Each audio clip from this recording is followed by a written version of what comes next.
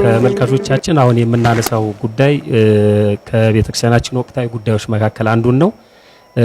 ራሳቸውን ተሐድሶ እያሉ የሚጠሩት የፕሮቴስታንታዊ ተሐድሶ እንቅስቃሴ የሚያራምዱ አካላት የሚያነሷቸው በርካታ ጥያቄዎችን ከመመለስ አንፃር ምዕመናን በቂ ግንዛቤ እንዲያገኙ የተዘጋጀ መርሃ ግብር ነው።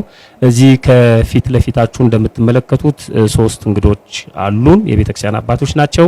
በመጀመሪያ መምህር አባ ሳሙኤል ገላነው ቆሞስ የቅዱስ ጳውሎስ መንፈሳዊ ኮሌጅ የመጽሐፍ መምህር ናቸው። ልክ እንዲሁ መጋቢ አዲስ ቀሲስ እሸቱ አለማየሁ በዚሁ በቅዱስ ጳውሎስ መንፈሳዊ ኮሌጅ የመጽሐፍ ትርጓሜ መምህር ናቸው።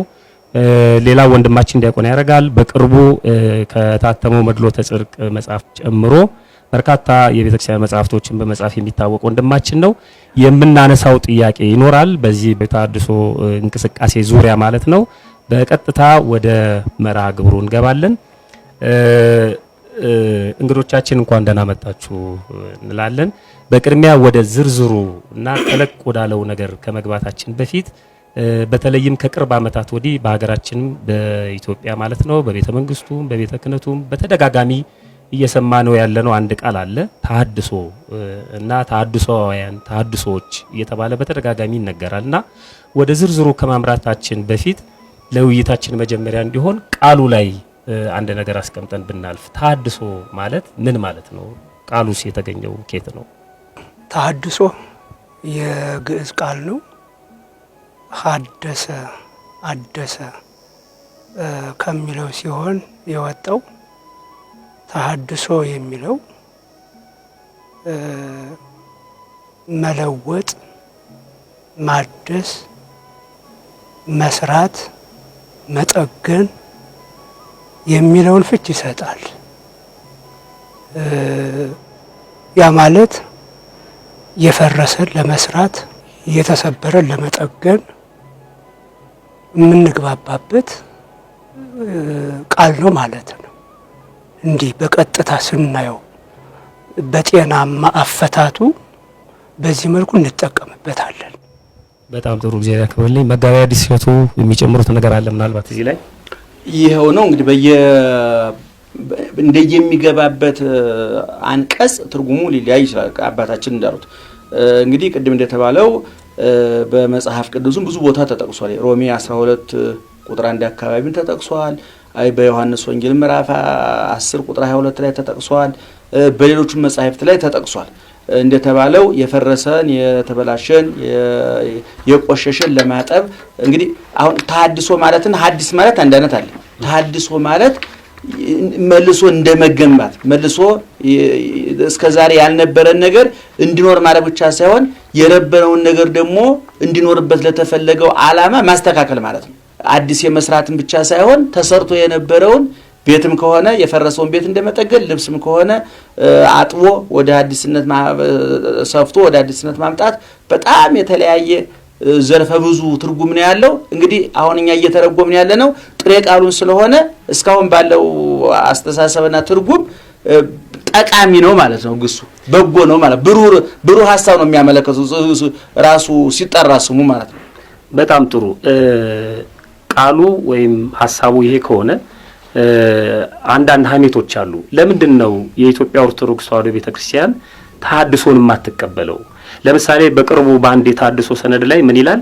ቤተክርስቲያኒቱ ይላል የኢትዮጵያ ኦርቶዶክስ ተዋሕዶ ቤተክርስቲያንን ለመጥቀስ ነው ራሷን በእግዚአብሔር ቃል እንድትመረምርና ከዚህ ሁኔታ ውስጥ እንድትወጣ በየዘመናቱ ከውስጥም ከውጭም ልዩ ልዩ ተሐድሶአዊ ጥሪዎች ሲተላለፉ ኖረዋል። አሁንም እየተላለፉላት ይገኛል።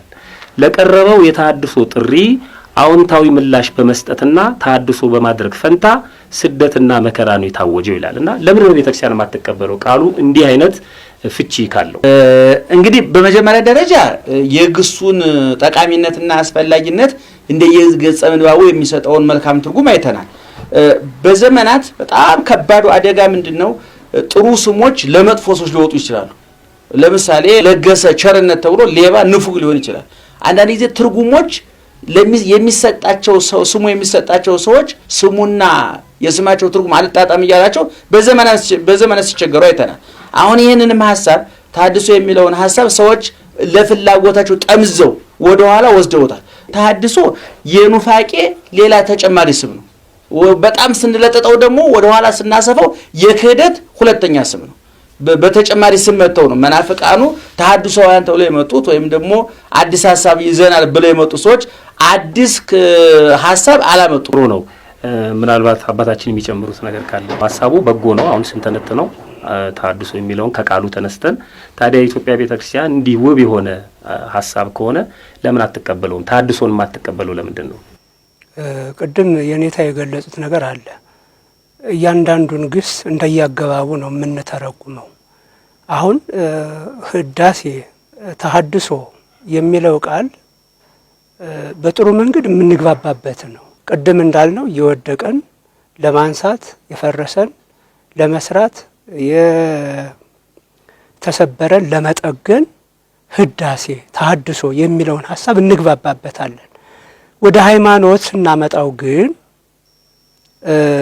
መለወጥ ማደስ ከሆነ ለሃይማኖት አይመችም፣ አያስኬድም። ይሄ ራሱ ግሱ አይስማማ፣ አያስኬድም። ምክንያቱም እግዚአብሔር የሚለወጥ አይደለም፣ እግዚአብሔር የሚታደስ አይደለም። የእግዚአብሔር ሐሳብ የሚታደስ የሚለወጥ አይደለም።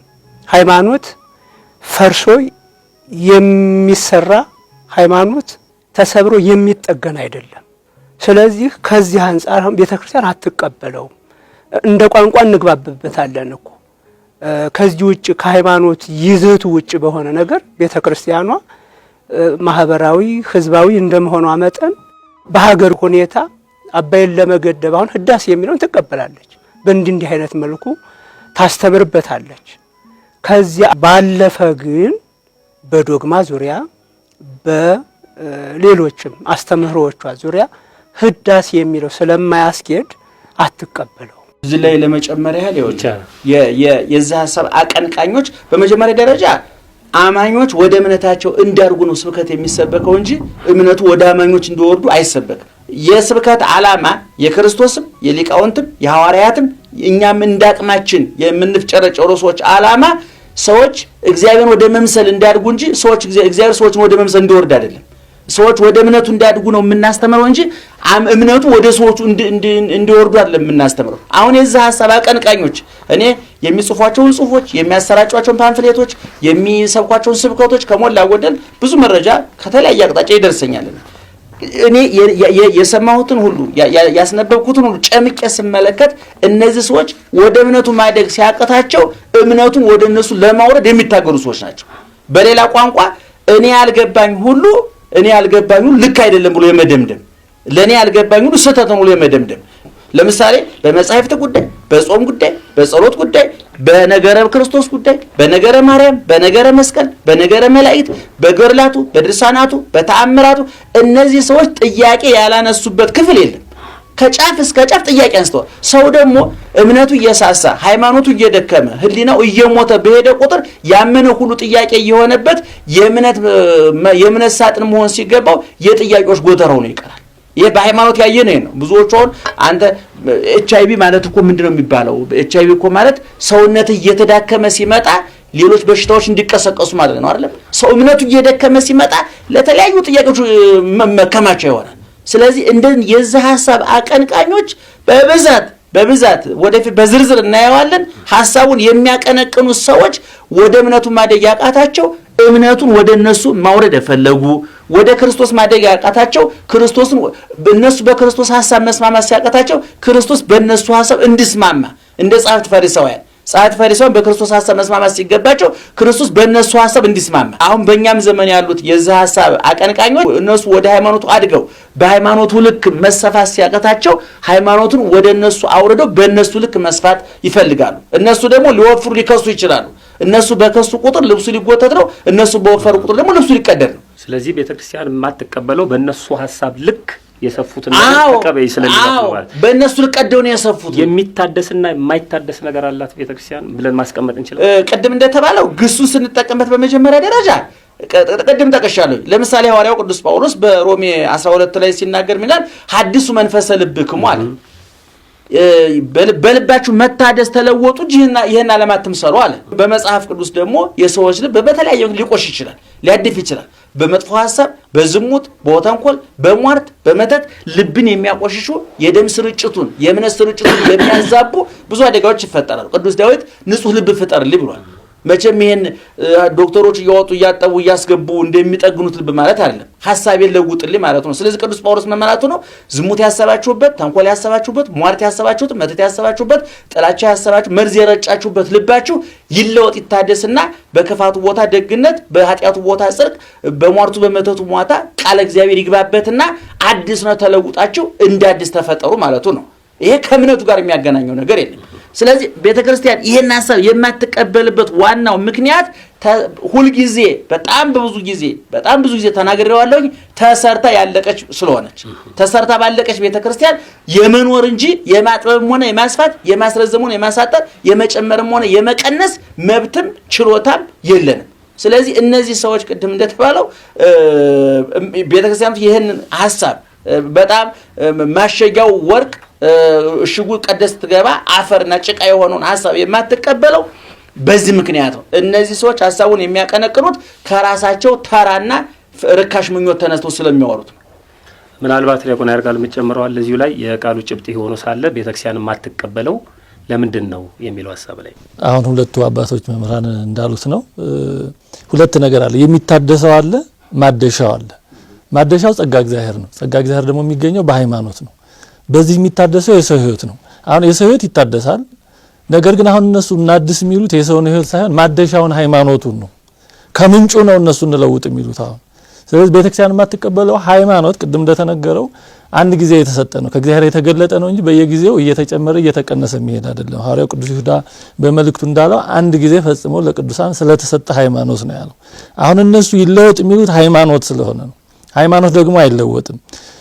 ትንሽ ዘርዘር አድርጎ ማየቱ የሚረዳ ከሆነ ቤተክርስቲያኒቱ ኢትዮጵያ ኦርቶዶክስ ተዋሕዶ ቤተክርስቲያን ተሐድሶ የሚለውን ስም ይዞ በዚህ ስያሜ እየተካሄደ ያለውን አስተሳሰቡን ነው አሁን የማትቀበሉ። ስም ባህሪ ላይ ገልጥ ይችላል። ባህሪና ስም የተያያዙ አይደሉም። ሁሉ ጊዜ ቃልን የሚያመጣው ሐሳብ ነው። ሐሳብ ካለ የሆነ ቃል ይፈጠራል። ለምሳሌ ግኖስቲኮች ነበሩ። ግኖስቲኮች ማለት የእውቀት ሰዎች ማለት ነው። እውቀት በራሱ ምንም ኃጢአትነት የለውም። ግን የእውቀት ሰዎች ተብለው በውስጡ የሚያስተምሩት ትምህርት ግን ስህተት ነበር። ስለዚህ አሁን ስሙ ሳይሆን ቁም ነገሩ በስሙ ውስጥ ያለው የታጨቀው ሐሳብ ምንድነው ነው። ቅድመ አባቶቻችን እንደገለጹት እነሱ ስማቸውን ጥሩ ሊሆን ይችላል ቃሉ በራሱ ግን በዚህ ተደብቆ ያለው አስተሳሰብ ግን ቤተክርስቲያን የማትቀበለው በጣም ብዙ ስህተት ስላለበት የተወሰኑ ማሳያዎችን ብናነሳ ጥሩ ይመስለኛል። አንደኛ መሰረታቸው ውሸትና ሐሰት ነው። ተሐድሶች በጽሁፋቸው በተለያየ መንገድ የሚናገሩት የሚያስተምሩት የኢትዮጵያ ኦርቶዶክስ ተዋሕዶ ቤተክርስቲያን እምትለውን እማትለውን ደግሞ እንደምትል እያደረጉ በውሸት ነው ስሟን የሚያጠፉት። እንግዲህ ውሸታም መሆናቸውን ከራሳቸው ጽሁፍ ትንሽ ማሳያ መመልከት እንችላለን። ለምሳሌ የኢትዮጵያ ኦርቶዶክስ ተዋሕዶ ቤተክርስቲያን ድህነት በፍጡራን ይገኛል የምትል አስመስለው ያስተምራሉ። አሁን እነሱ ራሳቸው ጮራ የተባለ መጽሔት አላቸው። ብዙ መጽሐፍትና መጽሔቶች አሏቸው። ለምሳሌ ጮራ በተባለው የተሐድሶዎች መጽሔት ላይ የኢትዮጵያ ኦርቶዶክስ ተዋሕዶ ቤተክርስቲያን እንዲህ ትላለች ይላሉ። ምን ትላለች አሉ? ድህነት በፍጡራን ይገኛል የሚለው የመጽሐፍ ቅዱስ አስተምሮ እንደ እንጉዳይ በቅሎ ይታያል። እንግዲህ የኢትዮጵያ ኦርቶዶክስ ተዋሕዶ ቤተክርስቲያን ድህነት በፍጡራን ይገኛል አትልም። አዳኝ እግዚአብሔር ነው። ከሰማየ ሰማያት ወርዶ ከድንግል ማርያም ተወልዶ ሕማማተ መስቀልን ተቀብሎ ወደ መስቀል ላይ ወጥቶ ወደ መቃብር ወርዶ ሞትን፣ ሙስናን፣ መርገምን ይሄን ሁሉ ያጠፋ እግዚአብሔር ነው። አካላዊ ቃል ኢየሱስ ክርስቶስ ነው። ይሄን ፍጡራን ፈጸሙ አንልም። ቤተክርስቲያን እንዲህ ብላ አስተምራ አታውቅም። ፍጡራን ቅዱሳን የምንላቸው በዚህ የእግዚአብሔር የማዳን ጸጋ የተጠቀሙ ናቸው።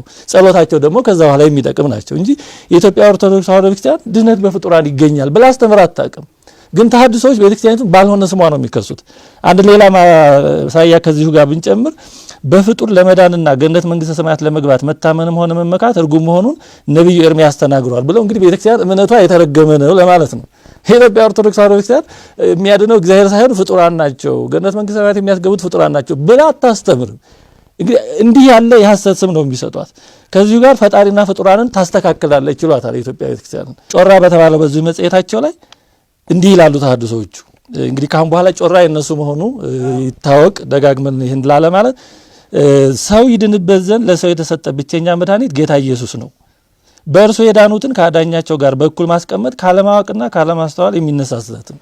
የኢትዮጵያ ኦርቶዶክስ ተዋሕዶ ቤተክርስቲያን በክርስቶስ የዳኑትን ጻድቃንን፣ ሰማዕታትን ሁሉ ከክርስቶስ ጋር እኩል አታደርግም። ፍጡርና ፈጣሪ አስተካክል አታውቅም።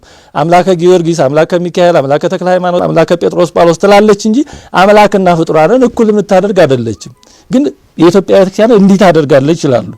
የተቀበረ መክሊት የተባለው አንድ የዚህ የተሐድሶዎች መጽሐፍ ላይ ደግሞ ይህንን ሲያጠናክሩ እንዲህ ይላሉ። የእግዚአብሔርን ቃል ለተሳሳተ አመለካከታቸው መሸፈኛነት መጥቀስ የለመዱት ወገኖች ፍጡራንን ከፈጣሪ ጋር ለማስተካከል የሚጠቅሱት ጥቅስ ይሄ ነው ብለው ይቀጥላሉ። እንግዲህ የኢትዮጵያ ኦርቶዶክስ ተዋሕዶ ቤተክርስቲያን ፍጡርና ፈጣሪ አታስተካክልም።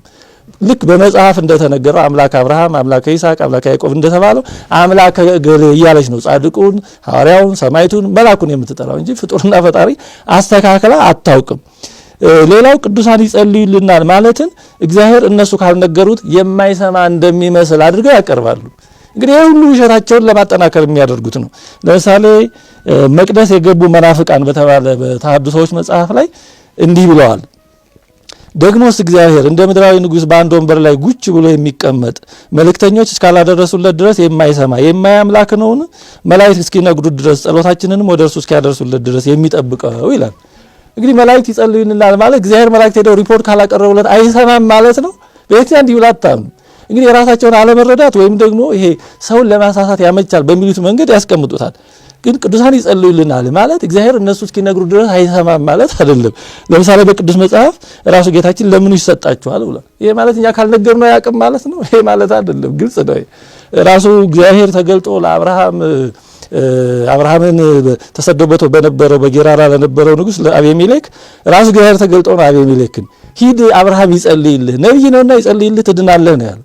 እንግዲህ እግዚአብሔር አብርሃም ስለ ጌራራው ንጉስ እስኪነግረው ድረስ የማያውቅ ነው። እንዲህ ብሎ ማሰብ በእውነት አለለም ሃይማኖት አለ ከሚል ሰው ጤነኛ አይምሮ ካለው ሰው የሚጠበቅ አይደለም። ግን ተሐድሶዎች የሚያስተምሩት እንደዚህ ያለ ነው። እንዴት አድርጋ ነው ቤተክርስቲያን ይሄን ልትቀበል የምትችለው? እንደውም ይሄን በዚህ በክርክር ሂደት ወይም በአርጊውመንት ስትሮማን አርጊውመንት ይሉታል። ምን ማለት ነው? አንድ ሰው ያልሆነ የማይለውን ሐሳብ እንደሚለው አድርጎ ያስቀምጥና ያ የማይለውን ሐሳብ በቀላሉ ይመታና ሰውየውን የረታ ለመምሰል ማለት ነው። ወይም አንድ ሰው ማፍረስ የሚችለውን ሐውልት ያቆምና ከዛ ሄዶ ያን ያፈርስና ያን ሐውልት አፈረስኩት እንደማለት ማለት ነው። እሱ የሰራውና ያፈረሰው እና ቤተክርስቲያን የማትለውን የማታምነውን ፈጽሞ የማታስበውን ነገር ግን ሰዎችን ለማሳሳት ይረዳናል የሚሉትን ነገር ይሉና በቃ ይሄ ስህተት ስለሆነ ቤተክርስቲያኑም ስህተት ናት ብለው በቀላሉ ለማሳሳትና አንዱ መሰረታዊ ችግራቸው ቤተክርስቲያንም የማትቀበልበት ምክንያት መሰረታቸው ውሸት ነው፣ ሐሰት ነው። ሌላ ሁለተኛው ነገረ ሃይማኖታዊ ጉዳዮችን ያምታታሉ፣ ያደበላልቃሉ። ለምሳሌ የክርስቶስን ቤዛነትና ዳኝነት ከቅዱሳን አማላጅነት ጋር ምትትት ድብልቅልቅ አድርገው ነው የሚያቀርቡት። መቅደስ የገቡ መናፍቃን በሚለው መጽሐፋቸው ላይ እንዲህ ይላሉ። ደግሞስ የብሉይ ኪዳን ነቢያት ከእግዚአብሔር ጋር ማስታረቅና ማማለድ ከቻሉ ለምን ኢየሱስ ክርስቶስ መውለድ አስፈልገው? የነቢያት ማማለድ አንድ ጉዳይ ነው፣ የክርስቶስ ማዳን ሌላ ጉዳይ ነው። በብሉይ ኪዳን ዘመን እና አብርሃም ጸሎት የሌሎች ሁሉ ይረዳ ነበር። ይሄ በመጽሐፍ የተጻፈ ነው። ያ ማለት ግን ነቢያት ስላማለዱ አበው ስላማለዱ ክርስቶስ መምጣቱ አያስፈልግም ማለት አይደለም። ፈጽሞ የተለያየ ነገር ነው። እንግዲህ ይሄ እነሱ ያልገባቸው ከሆነ ይሄ ሳይገባቸው ማስተማራቸው በጣም ያሳዝናል። እንደው ተጨማሪ ይቅርታ እንደው መቼም መወያየት ስላለብን ነው። አሁን እኛ ብዙ ሰው አሁን እነሱ እንደሚያወሩት እንደሚጽፉት እንደሚናገሩት ተባራሪ ወረቀቶችን እንዳየ ነው እንደተመለከት ነው። አሁን ብዙ ሰው የሚመስለው ከመጽሐፍ ቅዱስ ውጪ ሌሎች መጻሕፍት በመጨመራቸው ደማቸው የፈላ የመጽሐፍ ቅዱስ መብት ተቆርቋሪዎች መልሰው የሚታዩት አሁን ዋናው ትልቁ ቤተክርስቲያን እነዚህ ሰዎች ያልተቀበለችበት ምክንያት ከመደበኛው 66 ከሚባለው 39 ብሉያት 27 ሐዲሳት ከታተሙበት ዓለም ለፕሮፓጋንዳ ቢሆን ተስማምቼበታለሁ ከሚለው መጽሐፍ ቅዱስ ጋር ራሱ አለመስማማታቸው ጭምሩ እንዳትቀበል ያደረጋል። ለምሳሌ ወንድማችን እንደጠቀሰው የቅዱሳን አማላጅነት፣ የጻድቃን አማላጅነት፣ የእመቤታችን አማላጅነት ብቻ አይደለም የሚቃወሙት። ጾም፣ ጸሎት፣ በጎ ስራ ለምሳሌ እንደው በዓለም ያሉ ክርስቲያኖች እንደ ቢለያዩ በምልጃ እንኳን ቢለያዩ አማኝ ነኝ የሚል ሰው በጾም በጸሎት መለያየት አልነበረበትም። ክርክር ማንሳትም አልነበረብንም። ምን ያህል ይጸለይ፣ ስንት ሰዓት ይጸለይ፣ እንዴት ይጸለይ በሚለው እንኳን መወያየት ቢኖርብን በጾም መሰረተ ሐሳብ ላይ በጸሎት መሰረተ ሐሳብ ላይ መጣላት አልነበረብን። በነገራችን ላይ እንደው ሌላ ቅርንጫፍ ሐሳብ ሰተን ወይ ተሐድሶ ወይ መናፍቃን አልናቸው እንጂ በሌሎቹ ምዕራባውያኑ የሃይማኖቱ ምንጮች ያመነዱ የነሱ የሐሳብ መስጫ ሳጥኖች እውነቱን ለመናገር ልክ የነዳጅ ማሰራጫ ትልልቆቹ ሀገሮች ከመካከለኛው ምስራቅ ወደ አውሮፓ ቧንቧ ዘርግቶ ነዳጅ እንደሚያሰራጩት ሁሉ እነሱዎች አውሮፓውያኑ ሐሳባቸው ወደ አፍሪካ ወደኛ ሀገር ለማፍሰስ የዘረጓቸው የሐሳብ ቧንቧዎች ናቸው ብያምናለሁ እኔ። ስለዚህ ለምሳሌ መዳን በኢየሱስ ክርስቶስ ነው ሲባል ምን ማለት ነው? ዝርዝር ጉዳዮች የሉም ወይ? እውነት በጥቅሉ ይሄ ብቻ ነው ወይ? እነዚህ ሰዎች መጽሐፍ ቅዱስ ስለ ድህነት በተናገረው ጉዳይ ላይ አይግባቡም። ለምሳሌ ራሱ ክርስቶስ የተናገረውን እንኳን ብንወስድ እኮ በወልድ ያመነ የዘላለም ሕይወት አለው፣ ሥጋዬን የበላ ደሜን የጠጣ የዘላለም ሕይወት አለው፣ ያመነ የተጠመቀ ይድናል ብሎ ከተናገረ በኋላ ራሱ እነዚህን ሶስት ውብ ቃላት ያስተማረው ኢየሱስ ክርስቶስ ራሱ በማቴዎስ ወንጌል ምዕራፍ 10 ቁጥር 42 ለምንድን ነው ያለው? ወዛ አስተየ ጽዋማይ ቆሪር በስመረዴ አማን ብለክሙ ይያጉላስቡ በደቀ መዝሙሬ ስም ቀዝቃዛ ውሃ ያጠጣ እውነት እላችኋለሁ ዋጋውን አላጠፋበትም ማለት። እንግዲህ በእሱ ያመነ እንደሚድንም በወልድ ያመነ ብሎናል። ሥጋውን የበላ ደሙን የጠጣ እንደሚድንም ባለቤቱ ነግሮናል። እዚህም ላይ ማንሳት እንችላለን ጥያቄ። በስጋው ደግሞ አያምኑም እነሱ። መመሪያ የሰጠው ራሱ ባለቤቱ ነው ብሉ ይጠጡ ይብሉ። ስለዚህ እውነት መዳን በክርስቶስ ብቻ ነው ማለት ዝርዝር ጉዳዩ ምን ማለት ነው የሚለው እንድታይል ይፈልጋል። እንግዲህ አሁን የንታም እንዳሉት የክርስቶስ አዳኝነት አንድ ነገር ነው፣ የቅዱሳን አማላጅነት ደግሞ ሌላ ነገር ነው። ሁሉም በየምዕራፉ የሚታይ ነው። ክርስቶስ አዳኝ ነው፣ መድኃኒት ነው። ሰውን ከእግዚአብሔር ጋር ያስታረቀው እሱ ነው። ፍጡር ራሱ ፍጡሩን ማዳን ስላልቻለ ነው አምላክ ሰው እስከመሆን የደረሰው። ስለዚህ አካላዊ ቃልን ሰው መሆንና መከራ መቀበል ያስፈልገው ፍጡር የሰው ልጅ የሆነው ራሱን ማዳን ስላልቻለ። ምልጃ ግን የፍጡራን ስራ ነው። እንግዲህ እነሱ ይሄን ሁለቱን ደባልቀው ነው የሚያነሱት። ቤተክርስቲያን ቅዱሳን ይጸልያሉ፣ ይማልዱልናል ማለትን ልክ ክርስቶስ ሳያስፈልግ ያለ ክርስቶስ አዳኝነት በቅዱሳን ምልጃ ብቻ እንድናለን ማለት አስመስለው ነው የሚያቀርቡት። አሁን ለምሳሌ ቅዱስ ጳውሎስ ያለውን አንድ ጥቅስ እንመልከት። ሁለተኛ ቆሮንቶስ ምዕራፍ 1 ቁጥር 10 እስከ 11 ላይ ከደረሰበት መከራ እግዚአብሔር እንዴት እንዳዳነውና የምእመናን ጸሎት እንዴት እንደረዳው ሲገልጽ ምን ይላል? እርሱም እግዚአብሔር ማለት ነው ይሄን ከሚያህል ሞት አዳነን ያድነንማል፣ እናንተም ደግሞ ስለኛ እየጸለያችሁ አብራችሁ ስትረዱን ይላል። እንግዲህ የምእመናን ጸሎት ይረዳል ይላል ቅዱስ ጳውሎስ። ታዲያ የምእመናን ጸሎት ረዳኝ ማለት ያለ ክርስቶስ አዳኝነት ማለት ነው። እንግዲህ ታድሶች እንዲህ ነው የሚያደባልቁት፣ እንዲህ ያቀላቅሉታል። የቅዱሳን ጸሎት ይረዳል ማለት ያለ እግዚአብሔር ዝም ብሎ ያድናል፣ ያለ ክርስቶስ ቤዛነት ያድናል ማለት አይደለም። እንግዲህ እንደዚህ ያምታቱታል፣ ያደባልቁታል። ሌላው ሶስተኛው ስተታቸው ቤተክርስቲያን የማትቀበልበት ምክንያት በድርሰቶቻቸው እምነታቸውን በመሰለኝ ነው የሚያስቀምጡት። በመላምት ሊሆን ይችላል፣ ሊያስኬድ ይችላል ቢባል ያስኬዳል የሚል ይሄ ደግሞ ሐሜት ሳይሆን ከሚሉት ልጥቀስ። ለምሳሌ ጮራ በተባለው መጽሔታቸው ላይ ቁጥር 1 ገጽ 3 ላይ ገና ሲጀምሩ ማለት ነው ለእያንዳንዳችን የመሰለንንና ያመንበትን ሐሳብ እውነት መሆኑንና ጠቃሚነቱን ከተቀበልነው ዘንድ ለሌሎች ማስገንዘብ ይገባል በማለት ነው ይሄን መጽሔት ማዘጋጀት ጀምረናል። እንግዲህ የመሰለንን ነው እንግዲህ መምሰል ግለሰባዊ ነው። አንዱ የመሰለው ሌላ አይመስለው፣ መዳኛ መሰረት የለውም። ሃይማኖት መሰለኝ አይደለም። አሁን እግዚአብሔር አንድ አምላክ መሰለኛ አይባልም። እግዚአብሔር አንድ አምላክ ነው በአንድነቱ ሶስትነት ያለው ይመስለኝ አይባልም። ይሄ እንግዲህ በመሰለኝ ነው የሚጀምሩት ገና ሲጀምሩ ማለት ነው። ጮራ ቁጥራን ገና መሰረቱን የሚመሰርቱት እንደገና ይኸው ጮራ መጽሔታቸው ቁጥር 18 ላይ ስለ አባ እስጢፋኖስ ያነሳ እሱን በተመለከተ በቦታው ላይ ሌላም ልናነሳው እንችላለን። አሁን ግን መሰለኝን ይዘን ነው መሰለኝ እንዴት እንደሚሉ ስለ አባ እስጢፋኖስ ደግሞ ምን ይላሉ? እንደ እውነቱ ከሆነ አባ እስጢፋኖስ የተከሰሰባቸው ነጥቦች ስንመረምር መሰረተ እምነቱ የአባ እስጢፋኖስ የሙታንን ነፍሳት ከመማፀን መናፍስትን ተስፋ ከማድረግ ከቅርጻ ቅርጻ አምልኮ የጸዳ እንደነበር ልንገምት እንችላለን። እንግዲህ አባ እስጢፋኖስን ይሄን ያህል ጥብቅና የሚቆሙለት በግምት ነው ማለት ነው። በመሰለኝ ነው። በየመጽሐፋቸው ያለው ይሄ ነው።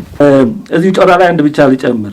በዚሁ መሰረት ስለ አፄ አምደ ጽዮን ነው። አፄ አምደ ጽዮን ታላቋና ታናሿ በመባል በንግስትነት የተሰየሙ ሁለት ሚስቶችና ቁጥራቸው የማይታወቁ ዕቁባቶች ነበሩት። በዚህም ስራው ከቤተ ክህነት ተቃውሞ አልደረሰበትም። ይሄ ራሱ ውሸት ነው። ተቃውሞ ብዙ መከራ የተቀበሉ እና አቡነ ፊልጶስ ሌሎችም እነሱ ይሄን ሁሉ ይክዳሉ። እሺ ይሄን እናቆየው። አረ ጉዳያችን ርዕሳችን ስላለ ምናልባትም ይላሉ አሁን ጉዳይ ምናልባትም ለሁለቱም ንግስታት ስርዓተ ንግስ ፈጻሚያ ቤተክርስቲያን ልትሆን እንደምትችል ማሰብን የሚከለክል አንዳች ነገር የለም። እንግዲህ ቤተክርስቲያን ለመንቀፍ የታወቀውን ታሪክ ምንም እንደሌለ አድርገው ማስረጃ ሳያቀርቡ ቤተክርስቲያን ሁለቱንም እንዲያገባ ፈቅዳለታለች፣ ስርዓተ ንግስ ፈጽማለታለች ብለን ማሰብ እንችላለን ይላሉ። አባ እስጢፋኖስን ለማጽደቅ ሲፈልጉ ደግሞ ያን ሁሉ ብለን መገመት እንግዲህ ግምት እንደ ችሎታው ነው ማለት ነው። መሰለኝ ነው፣ ሰብጀክቲቭ ነው፣ አስተያየት ነው እንጂ ሃይማኖት አይባልም። ኦፒኒየን ነው ሲጀምር። ስለዚህ ኦፒኒየን ልንቀበል አንችልም። ሌላው ሶስተኛው ስህተታቸው ከእምነት ይልቅ በስሜት ሕዋሳት በማየት በመስማት ላይ የተመሰረቱ ናቸው። እግዚአብሔር የተናገረው የሰጠውን ከመቀበል ይልቅ በስሜት ሕዋሳት ይመስላል አይመስልም በሚለው ላይ የተመሰረቱ ናቸው። ጮራ መጽሔታቸው ላይ ምን ይላሉ? ቁጥር 38 ገጽ 17 ላይ አብርሃም በአጸደ ነፍስ ባለበት ሁኔታ በምድር የሚደረገውን ሁሉ ያውቃል ማለት የሚታመን ቀርቶ የማይመስል ነው ይላል። ሲጀመር ፍጡራን ሁሉን ያውቃሉ እንደ እግዚአብሔር አንል። እግዚአብሔር በሰጣቸው ጸጋ መጠን ነው። ያንዱም ዕውቀት ካንዱ ይለያያል። ይሄ ቅድም ያለው በሐሰት የተክሲያሱ ማትለው እንደምትባሉ ማስቀረው ግን ይሉና የሚታመን ቀርቶ የማይመስል ነው።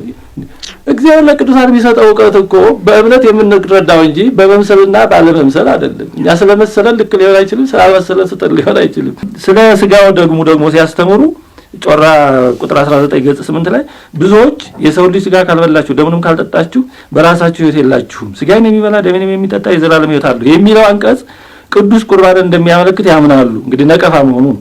ያ ተረጓጎም ግን ክርስቶስ ከተናገረበት ጊዜ ከአድማጮቹ ሁኔታና ከሰጠው ሌላ ትምህርት ጋር የሚስማማ አይመስልም። እንዴ እነሱ ስላልመሰላቸው እና እምነታቸው በመሰለኝ የተመሰረተ ነው። እንዲህ ያሉ ይቀጥላሉ። አንድ ብጨምር ስለ አብርሃም ያነሱና ጌታችን ስለ አብርሃም ሲናገር አብርሃም ቀኔን ያይ ዘንድ ሐሴትን አደረገ። አሁን ይሄ የምለው የነሱ ነው። ጌታችን ስለ አብርሃም ሲናገር አብርሃም ቀኔን ያይ ዘንድ ሐሴት አደረገ አየም ደስም አለው ብሏል። ጌታ ስለ አብርሃም የተናገረው ቃል አብርሃም ከሞተ በኋላ በአጸደ ነፍስ ሳለ የተከናወነና ከጌታ ልደት ጋር የተያያዘ ስለመሆኑ የሚጠቁም ፍንጭ በጥቅሱ ውስጥ ፈጽሞ አይገኝም ይሉና ይቀጥላሉ። ከዚህ ይልቅ ጥቅሱ አብርሃም ከሞተ በኋላ ሳይሆን በአጸደ ነፍስ ሳለ የተከናወነውን ድርጊት የሚገልጽ መሆኑን በቃሉ መሰረት ማስረዳት ይቀላል። የሃይማኖት መሰረት እኮ ለማስረዳት መቅለሉና መክበዱ አይደለም። እንዴ ስለቀለለ ነው ለማስረዳት ቀላል ስለሆነ እንደ በእግዚአብሔር አንድነትና ልዩ ሶስትነት የምናለው ምስጢረ ሥጋዌ ለማስረዳት በክርስትናው ለማስረዳት ቀላል ነው ይባላል። ምስጢረ ትንሣኤ ሙታን ነው ቀላሉ ለማስረዳት። የሃይማኖት መሰረቱ ለማስረዳት መቅለል መክበዱ ሳይሆን እግዚአብሔር የሰጠው ሪቪል ሪሊጅን ከእግዚአብሔር የተሰጠ የተገለጠ መሆኑ እና እንግዲህ የነሱ እምነታቸው በይመስላል በስሜት ሕዋሳት ላይ የተመሰረተ ነው። አምስተኛው ስህተታቸው ኑፋቄዎቻቸው ቅድም እንታም አባም አንስተውታል። ከቀደሙት መናፍቃን የተወሰደና የተቀዳ ነው። አሁን ተሐድሶ መናፍቅ ለማለት አዲስ ጉባኤ፣ አዲስ ውይይት፣ አዲስ ክርክር አያስፈልግም። በእውነት አዲስ ኑፋቄ ለማንሳት እንኳን አቅሙ የላቸውም። ልክ ውሻ ምን ያለውን እንደገና ያወጣል እንደተባለው የጥንት መናፍቃን አንስተው ተወግዘውበት ተጎድተው አስጎድተውበት የነበረው ኑፋቄ እንደ አዲስ ነው የሚያመጡት። ለማሳያ ትንሽ እንመልከት። የጥንት መናፍቃን ለምሳሌ ግኖስቲኮች የተባሉት በሚስጥራት ላይ ያፌዙ ነበር። ለምሳሌ በጥምቀት ላይ ሲቀልዱ ምን ይሉ ነበር? ልክ ወፍ ውሃ ውስጥ ገብታ ወንዙ ተንደፋድፋ እንደምትወጣ ተጠማቂ ክርስቲያኖች እንደዛ ያደርጉ ነበር። ወደ ውሃው ገብተው ተንደፋድፈው የሚወጡ ይሉ ነበር። አርዮሳውያንም ደግሞ ሚስጥረ ጥምቀትን ሚስጥረ ቁርባንን በጣም ያቃልሉ ነበር። ለምሳሌ አርዮሳዊ ዩኖሜስ ሚስጥረ ጥምቀትና ቁርባንን ሲያቃልል እንዲህ ይል ነበር። ቅዱስ ጎርጎርዮስ ዘኑሲስ ጠቅሶ የእሱን መልስ በሰጠበት መጽሐፉ ላይ ስለ አርዮሳዊ ዩኖሜስ እንዲህ ይላል። አርዮሳዊ ዩኖሜስ ዳግም የምንወለድበትን ሚስጥረ ጥምቀትን እንደ ከንቱ ነገር ይቆጥረዋል። አርዮሳውያን ጥምቀትን አያምኑ። ተሐድሶችም እንደዚህ ናቸው። ልዩ መስዋዕት የሆነውን የቁርባንን ሚስጥር ረብ ጥቅም እንደሌለው ነገር ያደርገዋል። አርዮሳዊ ዩኖሜስ ማለት ነው። በእነዚህ ሚስጥራት መሳተፍንም ምንም አይነት ጥቅም የሌለው እንደሆነ ሊያስረዳ ይሞክራል። ግኖስቲኮችና አርዮሳውያን ሚስጥራትን እንዲህ ያቃልሉ ነበር። ተሐድሶችም ልክ እንደ እምነት አባቶቻቸው እንደ አርዮሳውያንና ግኖስቲኮች እንዲህ ይላሉ። ጦማረ ጽድቅ በተባለው መጽሐፋቸው ላይ ተሐድሶች ስለ ሚስጥረ ቁርባን እንዲህ ይላሉ። ምግቡ ይላሉ ሚስጥረ ቁርባን እግዚአብሔር አምላክ መድኃኔዓለም ይቅር ይበለንና ምግቡ በሌላ ጊዜ ከምንመገበው ማዕድ የተለየ ነገር የለውም። በትንሽ ጉርሻና በጥቂት ጠብታ መወሰን የለበትም። እንደሌላ ህብስት ይበላል፣ እንደሌላ ወይን ይጠጣል። እንግዲህ ከአርዮሳውያንም እንደ አልፈዋል ማለት ይቻላል። በጣም ከመምህሩ ደቀ መዝሙሩ አይነት ነው። ይህ አዲስ ኑፋቄ ሳይሆን ጥንት አርዮሳውያን ግኖስቲኮች ይሉት የነበረ ኑፋቄ ነው። ስለዚህ ቤተክርስቲያን የማትቀበለው የታወቀ ፀሐይ የሞቀው ያለቀ የተበላሸ መጥፎ መዓዛ መጥፎ ሽታ ያለው ኑፋቄ ስለሆነ ነው።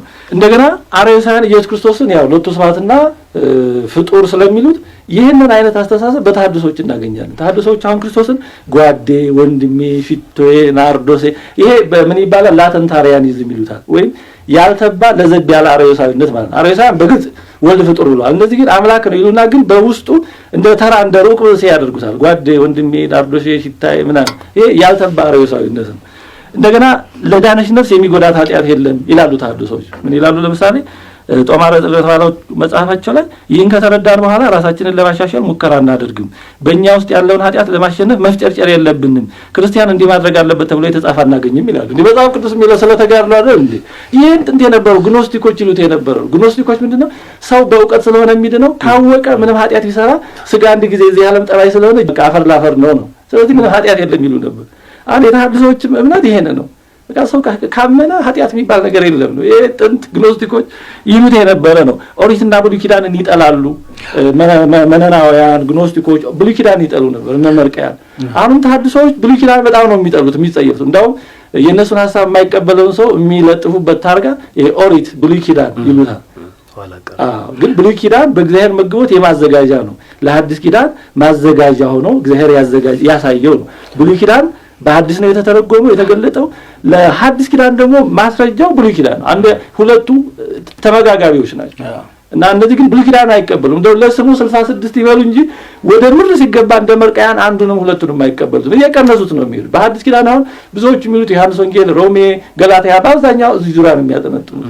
እና እንዲህ መጽሐፍትን አይቀበሉም። የሚፈልጉትን እየመዘዙ ከአውዱ ውጭ መውሰድ ነው። የእመቤታችንን ዘላለማዊ ድንግልና አይቀበሉም ተሐድሶች። ይሄ ጀሮም ወይም ሄሮኒሞስ የተባለው በሰው ላይ ጽፎበታል። አሁን የአዲስ ትምህርት አለ በ431 ላይ ተወግዟል። ይሄን ያለው በኋላ ንስጥሮስ ወላዲተ አምላክ አትባልም ያለው ድንግልናውንም ሄሊቪዴስ ነበር የተቃወመው። እና እንዲህ ያሉ አጠቃላይ በጥንት መናፍቃን የነበሩትን ነገሮች ነው አዲስ አስመስለው የሚያነሱት። እንደው እዚህ ላይ በእውነቱ አሁን ቅርብ ጊዜ በተለይ አሁን ወጣቱን የሚወስደ ኦሾ የሚባል ብዙ የዋሃን ወጣቶችን የሚወስድ ኦሾ አዲስ የፍልስፍና ሐሳብ አላመጣም። በጥንት የተለያዩ ፈላስፎች የነበረውን ቀይጦ እንደ ልመና ጥሬ ከዛ አንዱ ገብሱን ስንዴውን አጃውን ባቄላ ከዛ እንደሚያደርገው ነው ያመጣው። ግን የጥንቱን የፈላስፎች ትምህርት የማያውቅ ሰው አዲስ ይመስለውና ብዙ ወጣት የሚታለለው በዛ። ተሐድሶችም እንደዛ አዲስ ኑፋቄ ማምጣትም አልቻሉ በእውነቱ። ስለዚህ ቤተክርስቲያን የታወቀ ኑፋቄ የምትቀበልበት የለም። በዚህ ነጥብ ላይ መጨረሻ ማነሳው ስድስተኛው ነጥብ ስለ ኢየሱስ ክርስቶስ የሚያስተምሩት ትምህርት በጣም ጸያፍ ነውርም ነው። አሁን ቅድም እንዳነሱት ብዙ ጊዜ የሚመስለው እነሱ ስለ ክርስቶስ እየተቆረቆሩ እኛ ደግሞ ስለ ፍጡራን እየተቆረቆርን ይመስላል። ብዙ ሰው እንደዛ ይመስላል። አይደለም። ዋናው መቆርቆራችን ስለ ክርስቶስ ነው። ስለ ቅዱሳን የምንቆረቆረው ከዛ ቅዱሳን እኮ የክርስቶስ ውጤቶች ናቸው። በክርስቶስ ያላገኘ ነው ጻድቅ ወይም ነብይ ወይም ሐዋርያ ማን አለ? ነቢያት እኮ ስለ ክርስቶስ ሲናገሩ ነው ያገኘናቸው። ሐዋርያት ስለ ክርስቶስ ሲያስተምሩ ነው ያገኘናቸው። ሰማዕታት ስለ ክርስቶስ ሲመሰክሩ ነው። መላእክትም በዚህ አገልግሎት ዙሪያ ነው ያሉት። ክርስቶስ ለዚህ ነው ቅዱስ ጳውሎስ በነቢያት በሐዋርያት መሰረት ላይ ተመስርታችኋል፣ የማዕዘኑ ራስ ድንጋይ ክርስቶስ ነው። የተገናኙት ነቢያትና ሐዋርያት የተገናኙት በክርስቶስ ነው። መላእክትና ሰዎች የተገናኙት በክርስቶስ ነው። ለዚህ ነው ጌታችን በተወለደ ጊዜ ስብሐት ለእግዚአብሔር በሰማያት ወሰላም በምድር አሉ። ክርስቶስ ነው ያገናኘው እረኞችንና መላእክትን፣ ሰብአ ሰገልና ሁሉ መሰረቱ ክርስቶስ ነው። ስለዚህ የኦርቶዶክስ ተዋሕዶ ቤተክርስቲያን ዋና መጀመሪያ ትኩረቷ መጀመሪያም ተብሎ የሚጠቀሳል ክርስቶስ ነው። እና ክርስቶስን ስለነኩ በክርስቶስ ላይ ያላቸው ትምህርት የተሳሳተ ስለሆነ ነው። ማሳያ እንደሁለት ላንሳ። ጦማረ ጽድቅ በተባለው መጽሐፋቸው ገጽ 45 ላይ ስለ ክርስቶስ እንዲህ ይላሉ። ስለዚህም ጌታችን ኢየሱስ ክርስቶስ ከራሱ ልምምድ በመነሳት እያንዳንዱን የእናንተን ችግርና ሐዘን እንደዚሁም እያንዳንዱን ፈተናችንን አውቆ በእነዚህ ሁሉ አሸናፊዎች እንድንሆን በሙሉ መረዳት ከጎናችን ለመቆም ይችል ዘንድ እንደኛው ሰው ሆኖ ከኃጢአት በቀር በሆነ ሁሉ ሊካፈል ወደ ኑሯችን ገባ ይላል። እንግዲህ ክርስቶስ ሰው የሆነው የኛን ሰውነት የኛን ኑሮ የኛን ክፉም በጎም ያለንበትን የማያውቅ ሆኖ ሰው በመሆኑን ያወቀው ማለት ነው። ክርስቶስ ሰው የሆነው እኮ ሰውን ለማዳን እንጂ የጎደለው እውቀት ኖሮ ያለማሟላት አይደለም። ቅድም ያለው ነው ላተንታሪያኒዝም ያልተባ አርዮሳዊነት ነው። በይፋ ይበሉት እንጂ ክርስቶስን ወደ ሩቁ ሲነት ደረጃ ነው የሚያደርሱት። እና ክርስቶስ እንግዲህ በመለማመድ ፕራክቲስ በማድረግ ነው የኛን ውጣ ወረዳችንን ያወቀው ነው። እንግዲህ ከዚህ በላይ ክርስቶስን እንዲህ ከማለት በላይ ምንድነው ክደሉ? ይሄው ጦማረ ጽድቅ መጽሐፋቸው ይቀጥልና ገጽ 65 ላይ ጴጥሮስ ኃጢአት ውስጥ እንዳይገባ ክርስቶስ ይጸልይለት ነበር። ኢየሱስ በፍቅር የተናገረው ግቡን አልመታም ይላል። ኢየሱስ ጴጥሮስ እንዳይወድቅ ጸልዮ ነበር፣ ግን ጴጥሮስ 3 ጊዜ ስለካደ የክርስቶስ ጸሎት አልተሰማም ነው፣ ግቡን አልመታም። እንግዲህ ከዚህ በላይ ክደት ምንድነው? ክርስቶስ እንደ ፍጡር ጸሎቱ እንደሚሰማ ሌላ ጊዜ የማይሰማ አይነት ማለት ነው። ራሱ አምላክ ያልሆነ ማለት ነው። እንዲህ ነው የሚያስተምሩ ስለ ክርስቶስ። በውጭ ሲታይ ለመጽሐፍ ቅዱስ የሚቆረቆሩ ለክርስቶስ የሚቆረቆሩ ውስጡ ነው እንደሚባለው the devil is in the details ይባላል። ሰይጣን ያለው ዝርዝሩ ላይ ነው። የኢትዮጵያ ኦርቶዶክስ ተዋሕዶ ቤተክርስቲያን ተሐድሶዎችን የማትቀበለው አስተምሯቸው በሙሉ ሐሰት ነው፣ ውሸት ነው፣ በመሰለኝ በይሆናል የተመሰረተ ነው፣ በስሜት ሕዋሳት ላይ የተመሰረተ ነው፣ መጽሐፍ ቅዱሳዊ አይደለም። እንደዚሁም ደግሞ ክርስቶስን እንዲህ እያሉ እንደ አርዮሳውያን የሚያቃልሉ ስለሆኑ ቤተክርስቲያን የማትቀበለው። ስለዚህ በጣም የሚገርም ነው። እንግዲህ በተለይ ሁለት መሰረታዊ ነገሮችን ማየት ይችላል። እንደተባለው የእቃው ማሸጊያ ላይ ብቻ ለሚያነጣጥሩ ሰዎች ዝርዝሩን በደንብ እንዲመለከቱ የሚያሳስብ ነው።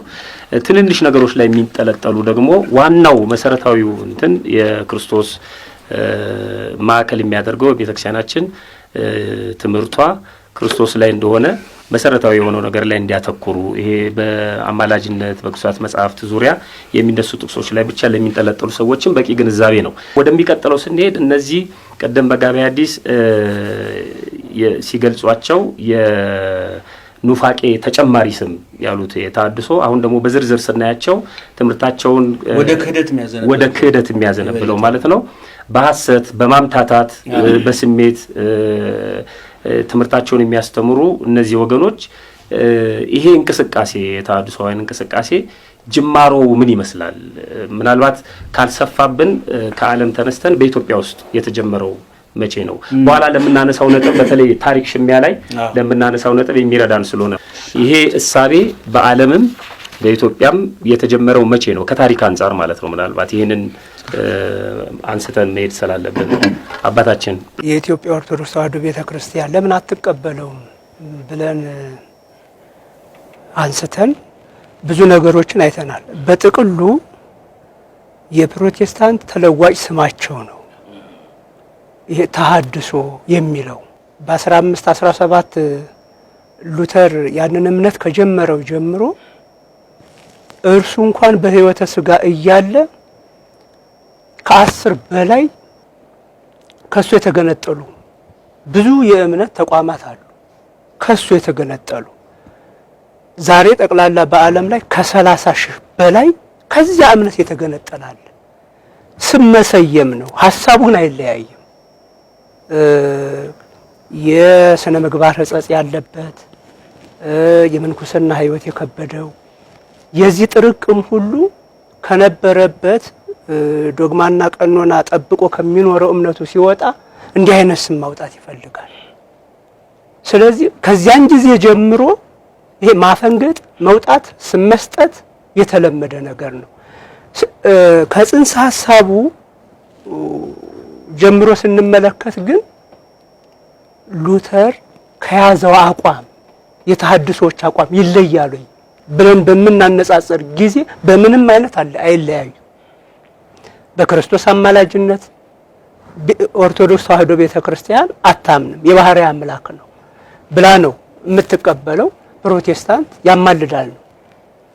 ተሐድሶ የምንለውን ግሩፕ ያማልዳል። በእመቤታችን ዘላለማዊ ድንግልና ፕሮቴስታንቶች አያምኑ፣ ይህኛውም እንደዛው። ስለዚህ በተዘዋዋሪ መልኩ ስሙ ተቀየረ እንጂ የፕሮቴስታንት አቋም ነው፣ የመናፍቃን አቋም ነው። እስከሆነ ድረስ አሁን ቤተክርስቲያን ልትቀበለው አትችልም፣ አብሮ አይሄድም ሐሳቡ። ቋንቋውን በቋንቋነቱ በብዙ መልኩ ልትጠቀምበት ትችላለች። ህንጻ ቤተክርስቲያን ሲፈርስ እንጠግነው እናድሰው በሚል በመሳሰለው ነገር። ከዛ ውጭ ግን በጽንሰ ሐሳቡ ይሄ ተሐድሶ የሚለው ግሩፕ ይዞት የመጣው ጽንሰ ሐሳቡ ከዶግማዋ ከቀኖናዋ ፈጽሞ ካስተምሮዋ ጋር ስለማይሄድ ልትቀበለው አትችልም። መቼም ወደፊትም አትቀበለው፣ አልተቀበለችውም። ሁለተኛ ደግሞ ምንድነው ቅድም መምህራችንም እሱም እንዳለው አባታችንም እንዳሉት እነ ችግሮችን በሁለት ከፍለን ብናያቸው ዓለም አቀፋዊ ቤተክርስቲያን የገጠማት ፈተናና ኦርቶዶክሳዊ ተዋሕዶ ቤተክርስቲያን እንደ ኢትዮጵያዊነቷ የገጠማት ፈተና ብለን ከፋፍሮ ማየት ይገባል። በዓለም አቀፍ ደረጃ እንደተባለው ክርስትና ከመመስረቱ ጀምሮ ፈተናው ወዲያው ነው የተጀመረው። ክርስቶስ በበረት እያለ ገና ሕፃን እያለ እመቤታችን ስትጸነስ ጀምሮ ችግር ነበርኩ ገና እንደውም ሐናና ኢያቄም እመቤታችን ጸንሳ እንደው ከክርስቶስ የሚቀድማል ፈተናው የክርስትና እመቤታችን የገጠማት ፈተና ሐናና ኢያቄምን የገጠማቸው ፈተና ያ ተያይዞ ነው የበጎ ነገር። መቼም ጨለማና ብርሃን እኩል እሑድ ነው የተፈጠሩት። ጨለማም ነበረ ብርሃንም ነበር። ልክ እንደዚህም ሁሉ ክርስትና ሲመሰረት አብሮ ነበረ። ስንዴው ሲዘራ እንክርዳዱ ከየት እንደመጣ ዘሬው አላወቀውም። በኋላ ከበቀለ በኋላ ነው የታወቀው። ስለዚህ ጎን ለጎን እየሄደ ነው የመጣው። በቀድም ጠቅሻቸዋለሁ። በክርስቶስ ጊዜ የነበሩ የሃይማኖት ፈተናዎች ነበሩ። በሐዋርያት ጊዜ የነበሩ ፈተናዎች ነበሩ። በዘመነ ሊቃውንት የተነሱ ፈተናዎች ነበሩ። ስለዚህ ከዓለም አቀፍ ወደኛ ስናጠበው አሁን ያለው ፈተና ገጹን የቀየረው በምንድነው ብዬ አምናለሁኝ እኔ። አንደኛ ይሄን ሐሳብ የሚያቀነቅኑ ሰዎች በጣም ይቅርታ ይደረግልኝ ከሞላ ጎደል መሀይሞች መሆናቸው፣ ያላነበቡ መሆናቸው፣ ለክርክር እንኳን የማይመቹ፣ ለውይይት እንኳን የማይመቹ፣ ወደ ጠለቀ ምስጢር፣ ወደ ረቀቀ ሐሳብ፣ ወደ መጠቀ ከፍታ ወዳለው ልዕልና ወዳለው ሐሳብ ማደግ የማይችሉ፣ ያላነበቡ፣ ያላወቁ፣ ሶስት ነገር የጎደላቸው። አንደኛ እምነት በኋላ እኮ እምነት የሌላቸው፣ ሁለተኛ እምነቱን ከሞላ ጎደል ማረጋገጫ እውቀት የሌላቸው፣ ሶስተኛ ያመኑትን ያላወቁ፣ ያወቁትን በተግባር ያልገለጡ የሥነ ምግባር ዝቅጥ ያለባቸው ሰዎች ናቸው። እንደው ቅድም አባታችን ጠቀስ አድርገውታል። በብዛት የዚህ ጉዳይ አቀንቃኞችም አሁን ፈተና የገጠመን ያልተማሩ ሰዎች በመሆናቸው፣ ፍላጎታቸውን መቆጣጠር ያቃታቸው፣ ጾሙን መጾም ያቃታቸው፣ መጸለይ ያቃታቸው፣ ወደ ቤተክርስቲያን ሲመጣ ደግሞ ቅዳሴውን የሚተቹት እውነቱን ለመናገር ገብተው ከዓመት እስከ ዓመት ጫማቸውን አውልቀው ቤተክርስቲያን ገብተው ከአውደ ምሕረት የሚመለሱ ሰዎች አብዛኞቹ ጫማቸው ወልቆ አያውቅም እንደው ከናካቴው እኮ። ምክንያቱም አውደ ምሕረት ላይ መጥተው ሰብከው ዘምረው ይመለሱ የነበሩ ቤተ መቅደስ ገብተው ቅዳሴ ቀድሰው የማያውቁ የአትሮንስ ያልገጫቸው በሊቃውንት ቋንቋ እንደውም አትሮንስ ያልገጫቸው ቤተ ክርስቲያኒቱን መጀመሪያም የማያውቋት አሁንም ያላወቋት እንደውም ካለማወቃቸውም በላይ እንዳዋቂ ሆኖ ነቀፋ የሚተቹ ምናልባት አንዳንድ ምዕመናን የሚታለሉበት አንድ ነገር አለ። አውደ ምሕረት ላይ ስላዩአቸው አልፎ አልፎ ደግሞ እንደቀነ ጥራዝ ነጠቅ ግስ ሲጠቅሱ ይሰሟቸዋል። አይ ግስ ከጠቀሱ የኛው ናቸው፣ አይ እንዴ አውደ ምሕረት ላይ አይቻቸዋለሁ እያሉ እንደ ምክንያት የሚያቀርቧቸው ሰዎች አሉ። ስለዚህ እነዚህ ሰዎች ቤተክርስቲያንን በትክክል ሊረዷት ያልቻሉ የቤተክርስቲያኒቱ ዕውቀት የሌላቸው ሰዎች ናቸው ሐሳቡን የሚያቀነቅኑት። ስለዚህ አሁን ቤተክርስቲያኒቱ ፈተናውን ዓለም አቀፋዊቷ ኦርቶዶክስ ተዋሕዶ ቤተክርስቲያን የገጠማት ፈተናና ኦርቶዶክስ ተዋሕዶ እንደ ኢትዮጵያዊነቱ የገጠማት ፈተና፣ ለምሳሌ ሉተር ዋና የሉተር መነሻ የሮማ ካቶሊክ ቤተክርስቲያን ተቃውሞ ነበር የተነሳው። ፓፓውን ተቃውሞ ነው እንደ መነሻ የነበረው። ይሄ ሰውዬ መነኩሴ የነበረ ምንኩስናውን ሕይወት መቋቋም ያቃተው ከዛ ሸፍቶ የወጣ ነው የታሪክ ጸሐፊዎች የሚጽፉት። ስለዚህ እኔ አሁንም ወደኛ ስናመጣው እነዚህ ሰዎች በተለያየ ምክንያት የተነሱ ናቸውና እኔ የነሱንም የጀርባ ጉዳይ ማየቱ ለምእመናኑ ወይም ለሰሚዎቹ መረጃ አጥተው ለሚጠፉ ሰዎች እንደ ግባት ያገለግላቸዋል ብዬ አምናለሁ። ተቆና ያርጋል የምትለው ነገር ካለ መነሻው በዓለምና በኢትዮጵያ ምን እንደሚመስል እዚህ ላይ የምትጨምረው ነገር ካለ። ፕሮቴስታንቲዝም በራሱ መንገድ ሄዷል። ግን ደግሞ በአዲስ ታርጋ እኛው ቤተክርስቲያን ውስጥ ገብቶ ለመቀሰጥና ከቻለ ቤተክርስቲያኒቱ ሙሉ በሙሉ ለመውሰድ ፕሮቴስታንት ለማድረግ ካልቻለ ደግሞ ማስኮብለል የሚችለውን ያክል ለማስኮብለል የተጠቀመበት አዲስ ስም ነው እንጂ ቅድም አባታችን እንዳሉት የንታም እንዳሉት ተሐድሶና ፕሮቴስታንት በአስተሳሰብ ምንም አይለያዩ፣ አንድ አይነት የሚክዱት ተመሳሳይ ነው። ሁለንተናቸው ተመሳሳይ ነው እና ይሄ አንድ የሚያሳየው ነገር ያለ ይመስለኛል። እሱ ምንድነው ፕሮቴስታንት ለምን አዲስ ስም ተሐድሶ የሚለው ለምን መጠቀም አስፈለገው ስንል ምናልባት ፕሮቴስታንት አሁን በተለመደ ስሙ አቅሙን አሟጦ የጨረሰ ይመስለኛል። መውሰድ የሚችለውን ይሄ ሞኙን ግራ ጋብቶ አታሎ አስደንብሮ አስደንግጦ መውሰድ የሚችለውን ያክል አስደንብሮ ወስዷል። ስለዚህ አሁን አዲስ ስም በአዲስ ታርጋ ካልመጣ በተለመደ መልኩ የሚያነሳቸው ጥያቄዎች ሁሉ ለምን አውቆታል አሁን ፕሮቴስታንት። ግን አሁን እኛ ውስጥ ገብቶ እኔም ከኦርቶዶክስ ነኝ ያለ ነጠላ እየለበሰ ማተብ እያደረገ መስቀል እየተሳለመ ካህንም መስሎ ካባም ደርቦ መስቀልም ይዞ ሲታይ እንዲህ ባለ መንገድ ለማታለል የወሰቱና ትንሽ ድራማታይዝ በማድረግ ነው እንጂ ምንም አዲስ ነገር የለውም። ታሪካዊ ሂደቱ በጣም ሰፊ ነው። ባጭሩ ለዚህ ጉዳይ በሚሆነን ደረጃ ብናነሳው እንግዲህ መናፍቃን ቅድም እንደተነሳው በተለያየ ዘመን ሲነሱ አንድ የጋራ የሚያደርጋቸው አንድ ነገር አለ። በርግጥ ሌሎችም ነገሮች እንዳሉ እሱ ምንድነው ሁልጊዜ መናፍቃን ሲነሱ ራሳቸውን ብቻ ትክክል ቤተክርስቲያን ደግሞ ስህተት አድርገው ይነሳሉ። ይሄ እነ መርቀያንም ማስተሳሰብ ይሄ ነበር በየዘመኑ የተነሱት ሁሉ። አርዮስ ለምሳሌ ሲወገዝ እንደዛ ነው ያለው። እውነተኛውን ትምህርት በማስተማሪ ሰባሌሳዊ የሆነው ለእስክንድሮስ አወገዘኝ ነው ያለው። ፓትርያርኩ ለእስክንድሮስ ሰባሌሳዊ ነው በሱ ቤት፣ እሱ ነው እውነተኛው ትምህርት። አቤቱታ የሚሄደው ለዚህ ነው። እኔ እውነተኛውን ትምህርት እውነተኛውን ወንጌል በመስበክ ነው ያለው እና ሁልጊዜ መናፍቃን ሲነሱ ሌላው ስህተት ቤተክርስቲያኒቱ ስህተት እነሱ ብቻ ልክ አድርገው ነው የሚነሱት። እና በተሐድሶች በየዘመኑ የምናየው ይሄን ነው። ሉተር የሚያደርገው ይሄንን ነውና ከዛ በፊት የነበሩ አስተሳሰቦች ነበር። እንግዲህ ማርቲን ሉተር እንደ አውሬ ጥይት ነው የተኮሰው። የተሐድሶ አስተሳሰብ ነበረ በየዘመናቱ። የተሐድሶን አስተሳሰብ የወለደው የካቶሊክ ቤተክርስቲያን ብልሽት ነው በእውነት። ይሄ በመሆኑ በጣም እናዝናለን። ከኬልቄዶን ጉባኤ ጀምሮ ካቶሊክ ቤተክርስቲያን ከእውነተኛው አስተምሮ እየራቀች በዛ ላይ ደግሞ በጣም ሰው ሰራሽ የሆኑ ነገሮች እየተጨመሩ ሲሄዱ ብሶቱን እያበዛው ሄደ እና በየዘመናቱ ከስተቶቿ እንድትመለሱ የሚያሳስቡ ብዙ ነገሮች ነበሩ። ግን እነዛን ሁሉ ኢንኩዊዚሽን ወይም መንፈሳዊ ፍርድ ቤት በተባለ አቋቁማ እሳት በማቃጠል በጣም ብዙ ዘግናይ ግፍ በመፈጸም ማሸነፍ ቻለች። ሉተር ሲነሳ ግን ሁኔታው ከቁጥጥር ውጭ አልፎ ነበር። እነሱ ግን ያን አልተረዱትም እና ሉተር ሲነሳ ያ በዘመናት ሲብላላ የነበረው የካቶሊክ ቤተክርስቲያንን ሃይማኖታዊም አስተዳደራዊም ችግር ይሻሻል የሚለው እንቅስቃሴ በጣም ተጠራክሮ ስለነበረ ምክንያቱም የሮም ቤተክርስቲያን መላው አውሮፓ የምትገዛው እሷ ነበረች እና ብሔራዊ ጥያቄ ነበር በውስጡ ነፃ የመሆን ለሮም ያለ መገበር እንዲህ ያሉ ፖለቲካዊ ብሔራዊ ጉዳዮች ነበርና ሉተር ሲነሳ እነዛ ጉዳዮች አብበው አፍርተው ጎምርተው ሊታጨዱ ደርሰው ነበር። ሉተር በዚህ አጋጣሚ ነው የተጠቀመው እንጂ ችግሩ ሲጠራቀም ሲንከባለል የሆነ ነበር። ሉተር ያነሳው ጉዳይ የጀርመንና የሰሜኑ አውሮፓ ሀገሮች ስለደገፉት ሉተር ከካቶሊክ ክርስቲያን ተገነጠለ።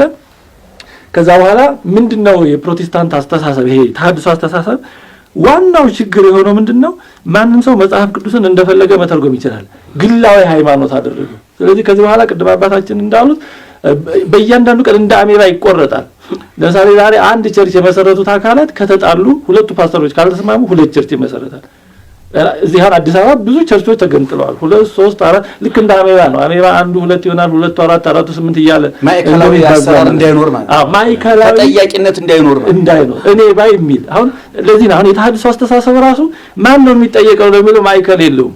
እያንዳንዱ ግለሰብ ልክ ይሁዳ በሁልቆ አድባራቲካ ጋንቲካ ነው ምን አማልክቲካ እንደሚለው በሁልቆ አይጉሪካ አማልክቲካ እንደሚለው በግለሰቦቹ በድርጅቶቹ ቁጥር ልክ ነው። እነዛም እየተበጣጠሱ ይሰፋሉና ትልቁ የማርቲን ሉተርና የተሐድሶ አስተሳሰብ ያመጣው ይሄ ነው። ብዙ ስህተቶች ከዛ በፊት ነበሩ፣ ግን ቢያንስ አንድ ማይከል ስላለ እገሌ እንዲህ ነው ብሎ ለማስታወቅ እንኳን ይመች ነበር። ከጥንትም ጀምሮ ሲያዝ የመጣው ትውፊት ነው የፈረሰው። በሐዋርያት ጊዜ አሁን ማይከላዊ አሰራር ነበር። ለምሳሌ ሐዋርያት ሥራ ምዕራፍ 15 ላይ እነ ቅዱስ ጳውሎስ ወደ አሕዛብ ሄደው አሕዛብን አስተምረው ጣዖቱን አጥፍተው ህዝቡን ከአምልኮተ ጣዖት ወደ አምልኮተ እግዚአብሔር ከገቢረ ኃጢአት ወደ ገቢረ ጽድቅ መልሰው ህዝቡ ተለውጦ ተቀይሮ እግዚአብሔር ወደ ማምለክ ሲመጣ ግን በመካከል ምን የተደቀነበት ወንጌልን በለ ኦሪት ጥምቀትን በለ ግዝረት ወንጌል ያለ ኦሪት ልትሆን አትችልም ጥምቀትም ያለ ግዝረት አይሆንም ብለው ቢጻሳውያን ገብተው አበላሹ። ከዛ በኋላ እነ ቅዱስ ጳውሎስ ልብ አድርግ እንደው ክርስቶስ ብርሃኔ ብሎ የመረጠው ምርጥቃ ብሎ የመረጠው በራሱ መወሰን የሚችል ትልቅ ሰው ትልቅ ሐዋርያ ነው።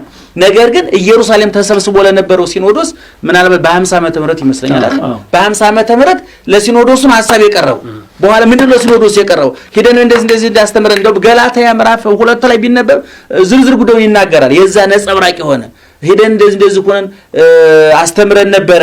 ነገር ግን ባሳመናቸው ባስተማርናቸው ሰዎች መካከል ችግር ተፈጥሯል። አሕዛብና ሕዝብ ወይም እስራኤላውያን ከእስራኤላዊነት ወደ ክርስትና የመጡትና ከአሕዛብነት ወደ ክርስትና የመጡት ችግር ፈጥረውብናል። ምን እናድርግ ብሎ ኢየሩሳሌም ላይ ሲኖዶስ ነው ቅዱስ ጳውሎስ ሐሳብ ያቀረበው። እንግዲህ ቅዱስ ጳውሎስን ያህል ሐዋርያ በልብሱ ጫፍ ሙት እያስነሳ አይን እያበራ ድውይ እየፈወሰ እስከ 3 ሰማያት እየተነጠቀ ማንም ሊሰማው የማይችል የመላእክት ቋንቋ እየሰማ ኢየሱስ ክርስቶስ ራሱ እያነጋገረው መመሪያ እየሰጠው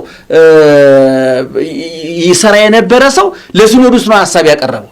በኋላ ሲኖዶሱ ተሰብስቦ በዚህ ጉዳይ ይሄን ወሰናና እኛና መንፈስ ቅዱስ ይሄን ወሰና በዛው ቀጥሎ አሁን ቅድም እኔ መምህር ስትናገር የመጣልኝ ምንድነው ማዕከላዊ አሰራር እንዳይኖር። ለምሳሌ አሁን የኢትዮጵያ ቤተክርስቲያን በአውሮፓና በአሜሪካ እየገጠማት ያለው አይነት ማለት ነው። በቃ ሁሉም በየደብሩ የራሱን ውሳኔ የሚወስንበት አንተም በድግሩ የራስ ውሳኔ ተወስናለህ። እንኳን በሃይማኖት እንኳን አንዱ ሀልቅ ክርስቶስ ባለባት ቤተክርስቲያን ቀርቶ በፖለቲካ እንኳን አዲስ አበባ ያለው እስከ ጫፍ ድረስ እስከ ሰሜን እስከ ምዕራብ ማስተዳደር ካልቻለ የሀገር አንድነት አደጋ ላይ ይወርቃል፣ ህዝብ ይበታተራል፣ ደም መፋሰስ ይመጣል። ስለዚህ አሁን የተፈጠረው ነገር ምንድነው? ማዕከላዊ አሰራር እንዳይኖር ነገሮቹ ሁሉ እንዳያሳባቸው ቅዱስ ጴጥሮስ እንዳለው የጳውሎስን መልእክት እንዳያሳባቸው የሚተረጉሙ ምዕራፍ 3 ላይ። ስለዚህ አሁን በጣም ትልቅ ሁሉ እሱ ያነሳው ሐሳብ ልቤን የነካኝ ምንድነው?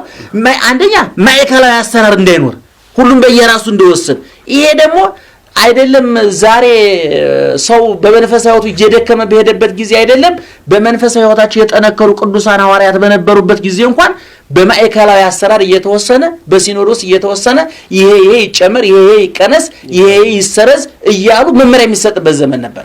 አሁን ምዕራባውያኑ እንደምታውቀው የኑሮውን ጉዳይ ለጾም የሚጋብዝ አይደለም፣ ለጸሎት የሚጋብዝ አይደለም። አብዛኛው የበለጸገው ዓለም የምግብ የልብስ የመጠለያ መሰረታዊ ጥያቄዎች ስለተሟሉለት የሃይማኖት አስፈላጊነት አደጋ ላይ ወርቆበታል። እንደገና ደግሞ ፕሮቴስታንቲዝም አዝግሞ የት ሊደርስ እንደሚችል ደግሞ ዛሬ በአውሮፓና በአሜሪካ እየደረሰበት ያለው ባዶነት ታውቋል። አሁን እንግዲህ እነሱ ቅድም እንዳረውሱ በዛኛው በመደበኛ ስማቸው እንዳይመጡ ምርቱ አልሸጥ ካለ ያለ አማራጭ ያንኑ ምርት በሌላ ስም ማምጣት ነው። በዛ ስም አሁን ያው ምርት በሌላ ስም ነው ወደኛ ሀገር የመጣው ለማለት ነው። ታሪኩን ተጠቅለል አድርገን ለማየት እንግዲህ እንደዚህ አነሳሱ እንደዚህ ነው። ግን ይሄንን በምዕራቡ የተጀመረውን ፕሮቴስታንታዊ አስተሳሰብ በኦሪየንታል አብያተ ክርስቲያናትም ላይ ለመጫን ከፍተኛ ስራ ሰርተዋል።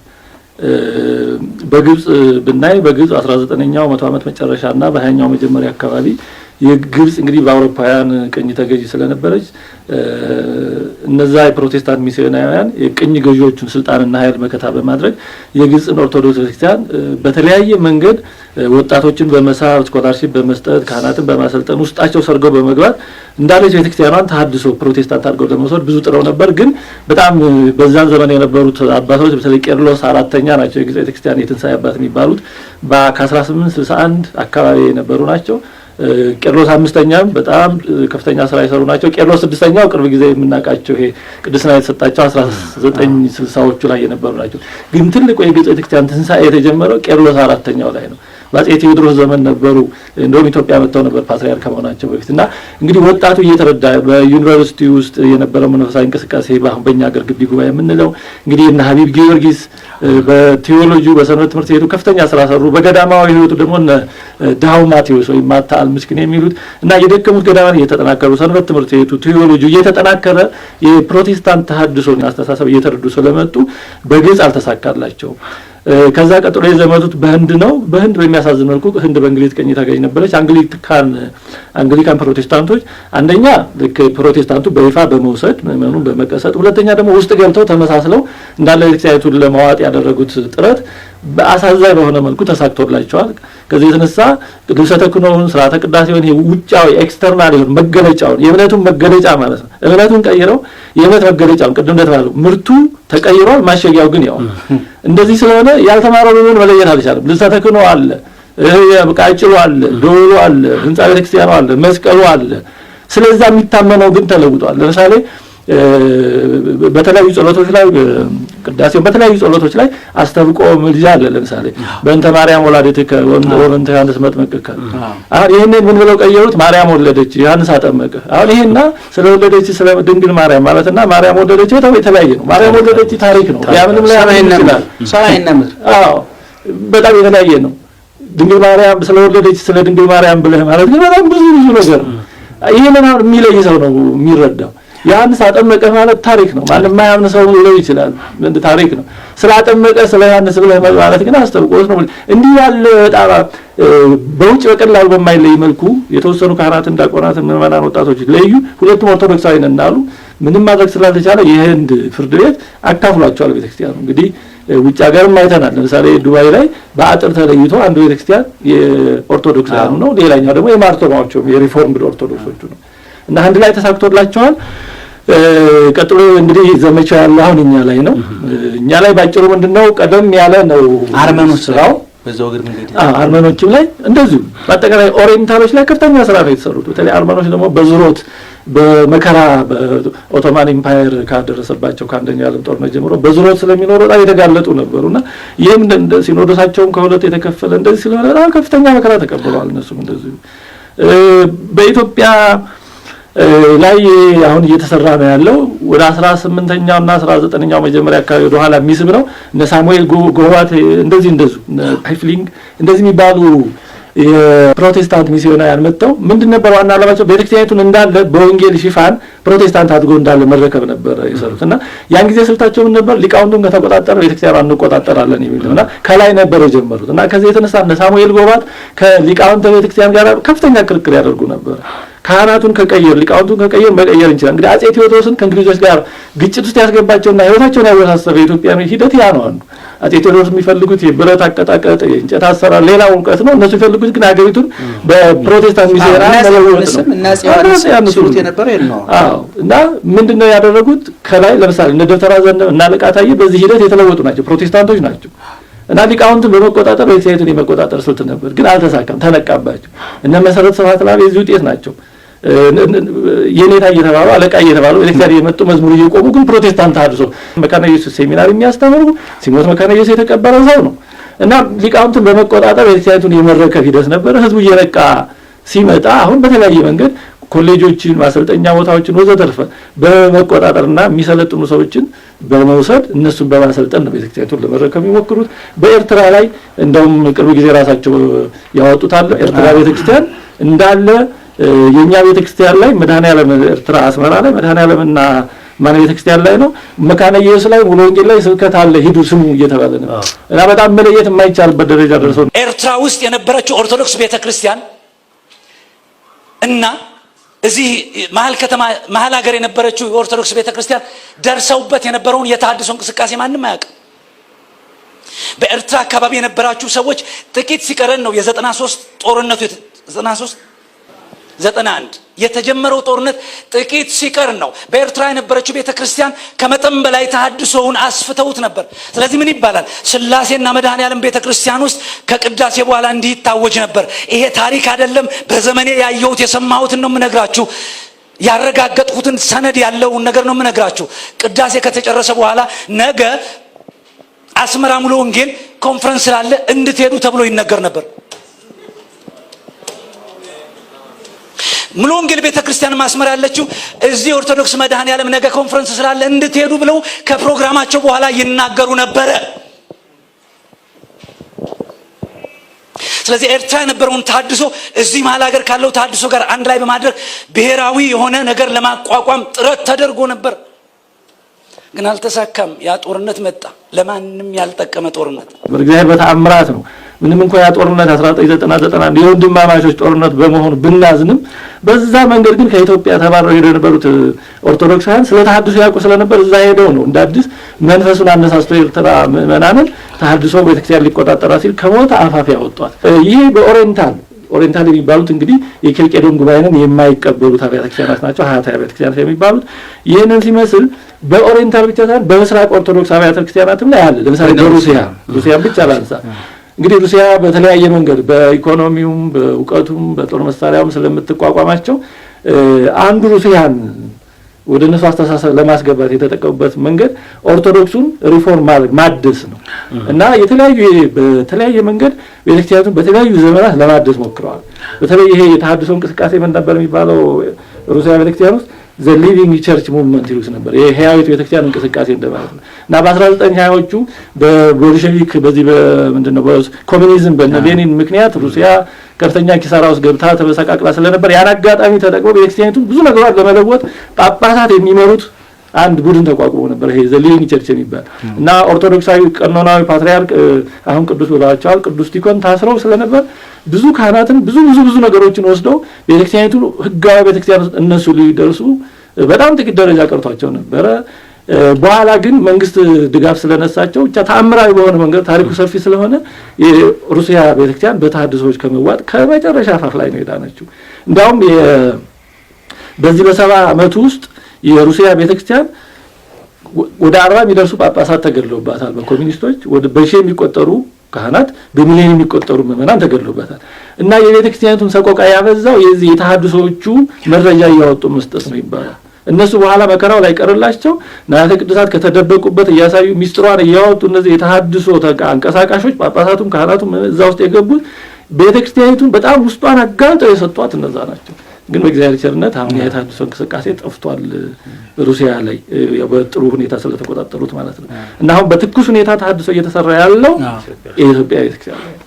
እንደገና ደግሞ እዚህ ላይ እንደው ይቅርታ ማጠቃለያም ጭምር ነው የሚመስለኝ እኔ አሁን የኢትዮጵያን ቤተክርስቲያን በሌሎች ምዕራባውያት አብያተ ክርስቲያናት ሚዛን በመመዘን እኔ በጣም ብዙን ጊዜ እዚህ ላይ ኋላም አተኩረን መነጋገር ያለብን ይመስለኛል። ምንድነው እንግዲህ ክርስትና ሲመሰረት መቼም የተመሰረተው ኢየሩሳሌም ነው። የመቼም ቦታ ያስፈልግ ነበር፣ ኢየሩሳሌም ተፈለገ። ጊዜ ያስፈልግ ነበር፣ የዛሬ 2000 ዓመት ሆነ። እሷ ያስፈልግ ነበር፣ እመቤታችን ተመረጠች። ጊዜ ያስፈልግ ነበር። ይሄ ግዴታ መቼም አንድ ቦታ መወሰን ነበረበት። እንግዲህ ጊዜ ስለመረጠ ኢየሩሳሌም ሆነ። እንግዲህ ሲዳሞም ወይም ጎጃም ወይም ጎንደር ሊሆን ይችል ነበር። ነገር ግን በተጻፈው ትንቢት በተነገረው መሰረት ኢየሩሳሌም ሆነ። አሁን ክርስትናው ከኢየሩሳሌም ወደ አራቱ ማዕዘን ሲሰራጭ ሁለት አይነት ወገኖች ገጥመውት ነበር። አንደኛ የምዕራቡ ዓለም እንደው ከኢትዮጵያ ውጭና ከእስራኤል ውጭ ያለው በባዕድ አምልኮ የነበረው፣ ሁለተኛው ደግሞ ኢትዮጵያና እስራኤልን ጨምሮ እነዚህ ሁለቱ ሀገሮች ናቸው በሕገ ኦሪት ውስጥ በአምልኮተ እግዚአብሔር ውስጥ በሙሴ ስርዓት በኦሪቱ ስርዓት ይመሩ የነበሩ። አሁን እነዚህ ሁለት አካላት ወደ ክርስትና ሲመጡ ከጀርባ ይዘውት የመጡት ታሪክ አለ። እነሱ ከአምልኮተ ጣዖት ወደ ክርስትና ሲመጡ የባዕድ አምልኮውን ባህል ይዘው መጡ። እኛ ከብሉይ ኪዳን ወደ ክርስትና ስንመጣ ከብሉይ ኪዳን የወሰድናቸው በጎ ነገር ይዘን መጣን። አሁን ዛሬ ሊያሸልማት ሲገባ፣ ሊያስወድዳት ሲገባ፣ ሊያስደንቃት ሲገባ፣ የበለጠ ቀዳማዊት ሊያሰኛት ሲገባ ቤተክርስቲያኒቱ እንደ ትልቅ ከሰሳና ወንጀል ተደርጎ የሚወሰድብን ለምሳሌ የቤተክርስቲያኑ አሰራር የልብሰ ተክህኖ፣ የጧፉ፣ የጣኑ፣ የባይጠንተ ወርቁ፣ የመሶበ ወርቁ፣ የቤተክርስቲያኑ ሶስት ሆኖ መሰራት፣ የመስቀሉ፣ የታቦቱ፣ ደመራ የምናከብርበት፣ ለጥምቀት ታቦት ይዘን ወደ ጥምቀተ ባሕር የምንሄድበት፣ የሕፃን በ40 ቀን በ80 ቀን የምናነሳበት፣ ሌሎች ዝርዝር ጉዳዮች አሉ። ወደፊት ከመጻሕፍቱ ጋር እያመሳከር በቀጥታ ለምእመናን የምናስረዳቸው ማለት ነው።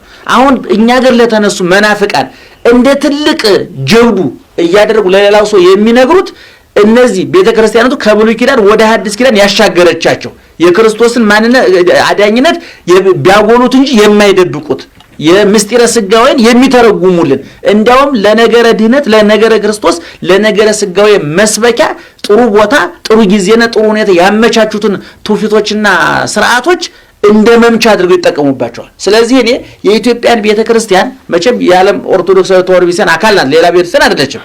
የሶሪያ ቤተክርስቲያን፣ የአርመን ቤተክርስቲያን፣ የግብጽ ቤተክርስቲያንም የኦርቶዶክስ ተዋሕዶ ናቸው። ነገር ግን እነዚህ አብያተ ክርስቲያናት ወደ ሐዲስ ኪዳን የመጡበትና ኦርቶዶክሳዊ ተዋሕዶ ቤተክርስቲያን ወደ ሐዲስ ኪዳን የመጣችበት መንገድ የተለያየ ስለሆነና ከኋላ ይዘው የመጣቸው በጣም ብዙ ጠቃሚ ነገር ስላለ ይህን ጠቃሚ ነገር እንደ ነውርና እንደ ጎጂ አድርገው ሰውን የሚያታልሉበት ስላለ በዚህም ጉዳይ በዝርዝር በኋላ ማየት ያለብን ይመስለኛል።